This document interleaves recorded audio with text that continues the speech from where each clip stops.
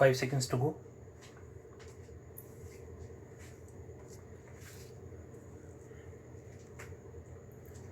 Start.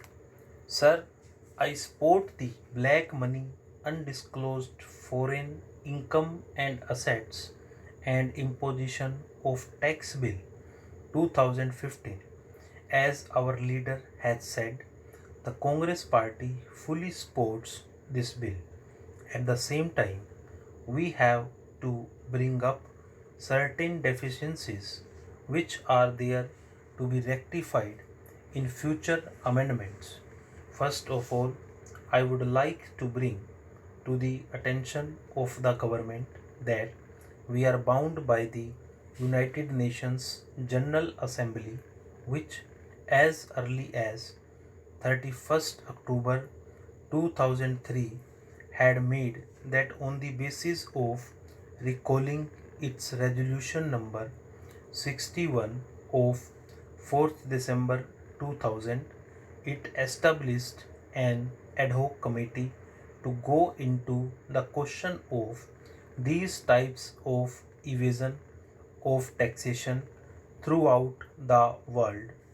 It happened for 3 years by having different types of meetings, and finally they came forward with the United Nations Convention Against Corruption. I would just quote the beginning of the preamble.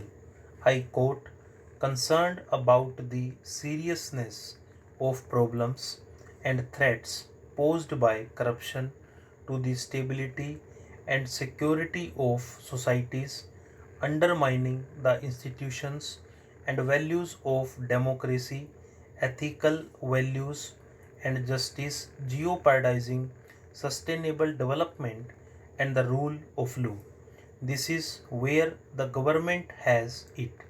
All the states parties of the convention have signed it.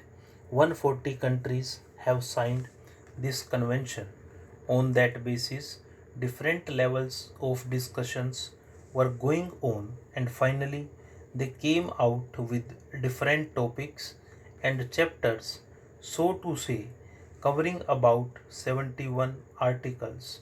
In different ways, state parties have to follow it in their own countries. I find that this particular bill, which is coined as the Black Money Bill, undisclosed foreign income and assets and imposition of tax bill, is very fragile, and it is only an extension of section 139 of the Income Tax Act. Section 139 is very clear in stating that the filing of income tax return is compulsory. In various cases, they are saying that.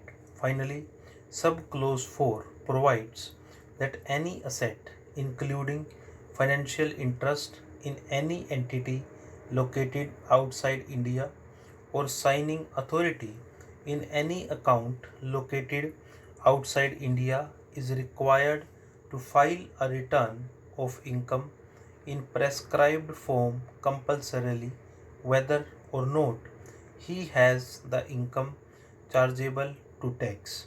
But if you see the present act, it defines as to why this particular act has been brought out in India after many years. On the basis of the definition, we can find in clause 211, undisclosed asset located outside India means an asset including financial interest in any entity located outside India held by the assessee in his name or in respect of which he is a beneficial owner, and he has no explanation about the source of investment. This is more or less expansion of section 139. If we go further, clause 4 also defines like that. Finally, we can very easily find out how the architecture of this bill is repeated on the basis of the Income Tax Act. The Income Tax Act is also having the assessing officer. It is having its own hierarchy of officers who go into it. If the officer has given a verdict, then about that there is an appeal provision given for the tax appellate tribunal. Similarly, the tax appellate tribunal is vested with the same powers in this bill for the violation also. Then they can go to the High Court and finally they can end up in the Supreme Court. This is the architecture on which this bill is made.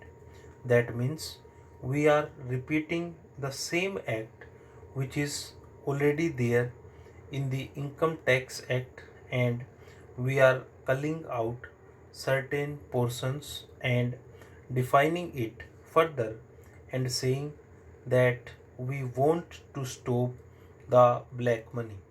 Actually, we are not addressing the problem which we have promised to the people.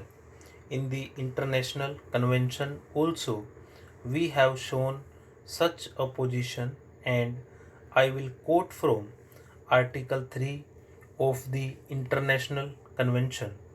This convention shall apply in accordance with its terms to the prevention, investigation, and prosecution of corruption, and to the freezing, seizure, confiscation, and return of the proceeds of offences established in accordance with this convention. This is the promise you have made. We have accepted this convention, but now we have not mentioned anything on the topic of prevention, investigation, only the prosecution is there. There is nothing on the freezing, seizure, confiscation, and return of the proceeds of offences. That means we just want to make a whitewashing of our own enactments, telling that we are very much interested in abolishing black money, and therefore we are bringing a law. But really, we are making that law. We are just evading our international commitment which we made. One has to disclose the source of his income. Stop.